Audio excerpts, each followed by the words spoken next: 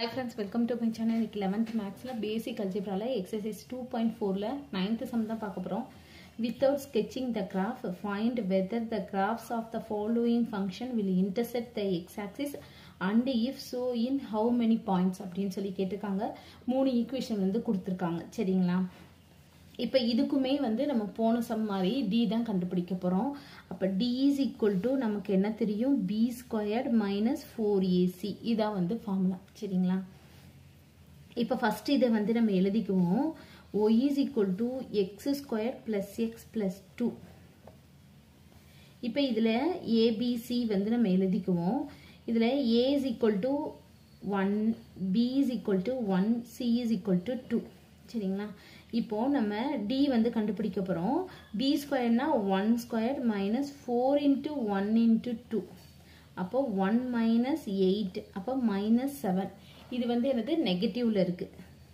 less than 0 இருக்கு. அப்ப less than 0 இருந்தா t வந்து less than 0 என்னது no real roots. அப்ப it has no real roots. அப்போ இது வந்து என்ன கேட்டிருக்காங்கன்னா இந்த ஃபங்க்ஷன் வந்து intersect the x-axis அப்படினு சொல்லி ஒரு graph. Therefore graphs does not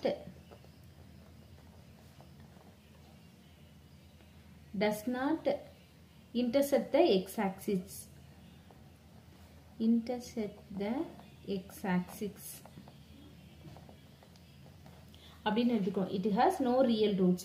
அதாவது நெகட்டிவ்ல வந்தா no real roots நமக்கு தெரியும். அப்படின்னா வந்து அது x axisல வந்து டச் ஆகி போகாது அந்த கிராஃப். சரிங்களா? இதே இது வந்து கிரேட்டர் 0 அதாவது பாசிட்டிவ்ல வந்தா ரியல் அண்ட் டிஸ்டிங்க்ட். இது வந்து 2 வந்து 2 பாயிண்ட்ல வந்து அது இன்டர்செக்ட் ஆகும். சரிங்களா? இதே இது ஈக்குவல் டு 0 அப்படின்னு வந்ததுன்னா ரியல் அண்ட் ஈக்குவல் ரூட்ஸ் 1 பாயிண்ட்ல வந்து டச் ஆகும். அவ்வளவுதான். சரிங்களா? அதுதான் வந்து இது எழுதுறோம். இப்போ வந்து நமக்கு மைனஸ்ல வந்தனால நம்ம இப்படி எழுதிட்டோம். அடுத்து என்ன வருதுன்னு பார்ப்போம். அடுத்த ஈக்குவேஷன் வந்து y is equal to x squared minus 3x minus 7, a is equal to 1, b is equal to minus 3, c is equal to minus 7. சரிங்களா? அப்ப d கண்டுபிடிப்போம். b ஸ்கொயர்னா minus 3 the whole square 9 minus 4 into 1 into minus 7.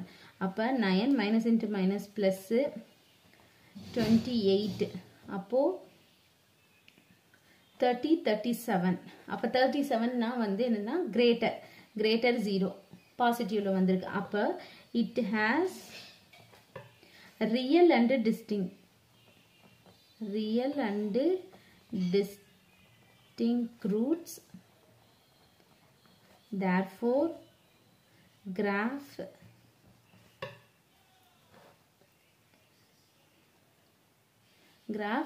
intersect the x-axis at 2 point.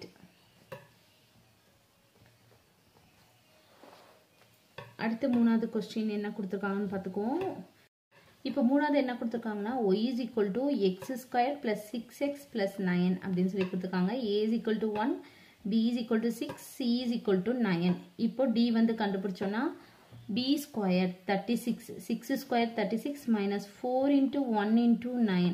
அப்ப என்ன வரும் 36 minus 36. அப்ப 0. சரிங்களா? 0 ன்னு வந்ததுன்னா இங்க எழுதிக்கிறேன். It has real and equal roots. Real and equal roots. Therefore graph intersect the x-axis at 1 point. அவ்வளவுதான். சரிங்களா? 0 னா 1 பாயிண்ட், பாசிட்டிவ்ல வந்ததுன்னா 2 பாயிண்ட், நெகட்டிவ்ல வந்ததுன்னா does not intersect the x-axis. அவ்வளவுதான். சரிங்களா? அவ்வளவுதான் இந்த சம். Thank you.